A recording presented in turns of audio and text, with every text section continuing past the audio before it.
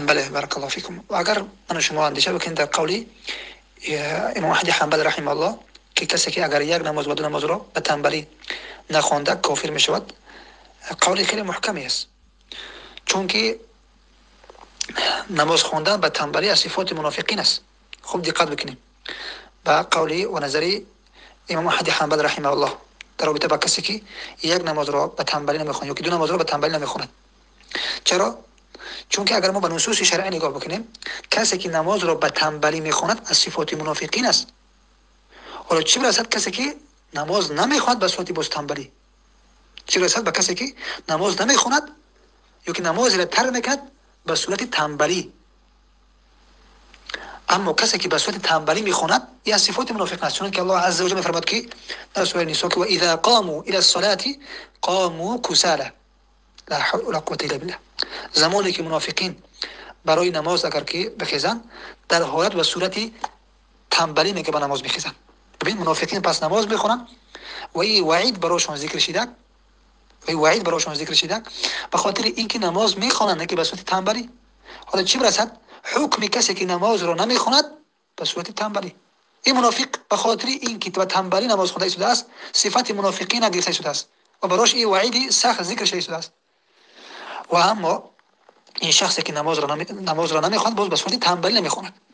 از این خاطر قولی و نظر امام احمد حنبل نظری خیلی محکمی است اگر کسی که دقیق به او اندیشیدگی باشد. و دیگر از صفات منافقین یراؤون الناس، برای مردم ریا میکنن، عملهاشون ریا میکنن. ولا یذکرون الله الا قلیلا، ذکر الله نمیکنن مگر اندک.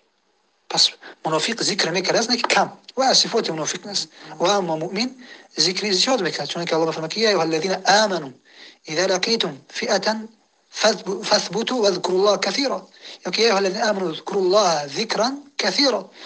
صفات المؤمنين این است که ذکر الله را زیاد میکنن. و همچنین الله میفرماید که ان المسلمین والمسلمات والمؤمنین والمؤمنات والقانتين والقانتات، زنان مسلم، مردان مسلم و زنان مسلمه و مردان مؤمن و زنان مؤمنه و مردان فرمانبردار و زنان فرمانبردار الی آخره، از مردان صابر و زنان صابره. در آخر میگه و الذاکرین الله کثیرا و الذاکرات، مردان زیاد ذکر کرده از مؤمنها و زنان زیاد ذکر کرده از مؤمنها. اعد الله لهم مغفرة و اجرا عظیما، الله براشون مغفرت و اجر عظیم و بزرگ براشون آماده کرده است. پس این از صفات مؤمنین واقعی و حقیقی است که ذکر الله را زیاد میکنن. و اما کسی که ذکر الله را کم میکنه از صفات منافقین است. همین صورت پس کسی که نماز را به تنبلی نمیخواند درجهش از منافقین خیلی پایین‌تر است، زیرا منافق نماز میخواند به تنبلی. اما